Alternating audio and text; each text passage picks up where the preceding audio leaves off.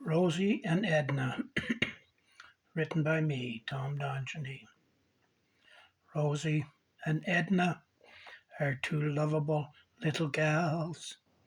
The wee doggies for Colleen are great company as seen. They travel in a pair, can't get any littler. They gang up on Kit the cat, it's a real fit, he hates it. They keep the floor clean of crumbs. Being of chihuahua persuasion, they think they rule the nation.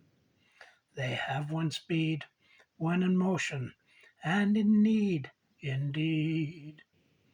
Rosie and Edna are two lovable little gals. The wee doggies for Colleen are great company as seen.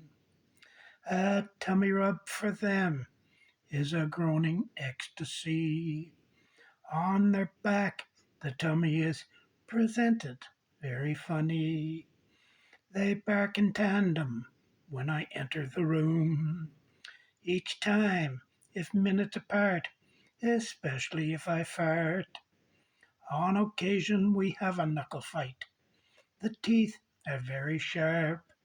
It's my fault, acting like a kid, not an adult.